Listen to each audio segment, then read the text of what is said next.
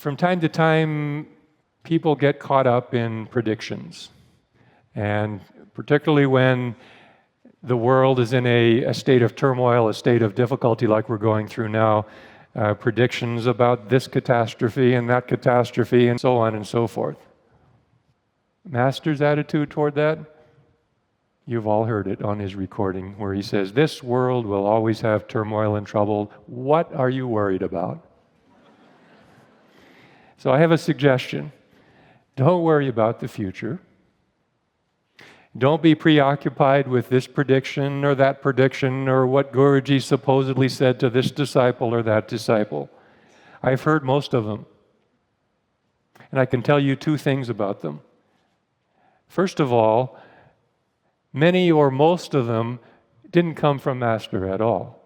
They were from some various psychics or astrologers or talk radio hosts and different devotees, well-meaning, no doubt, but misguided over the years, thought, well, this sounds like something Master would have said. And so lo and behold, it did become something he said.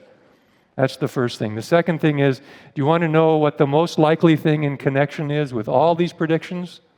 It's simply this, that no matter what happens, God will protect you if you follow these teachings. Our Guru said, I make one prediction. This world is not going down to destruction. Don't be frightened. Believe in your Father. He will protect you if you remember His ideals and keep faith in Him. Remember His ideals. Meditate. Get in the spine. Then He can help us. Live the yoga balanced way of life. And keep the mind attuned to that flow of His guidance, moment by moment, situation by situation that comes when we manage to keep a little bit of our consciousness in the spiritual eye. And the more we do this, the more we live in this world as a divine being, able to stand unshaken amidst the crash of breaking worlds.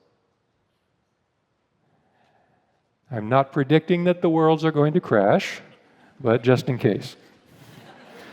So remember His ideals, Guruji said, and keep faith in Him.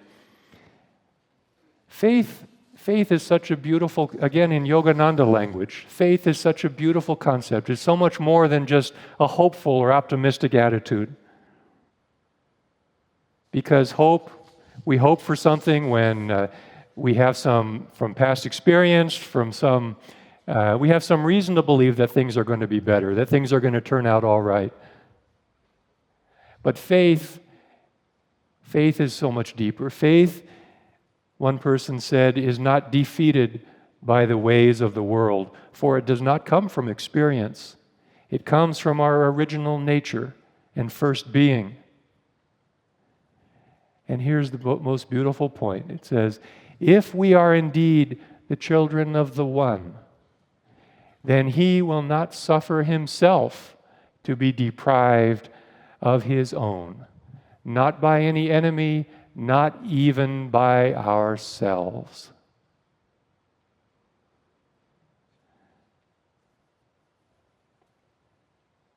I want to close with these beautiful words of our Guru. Again, please just close your eyes and listen to this, absorb this, because this sums up everything about God's plan.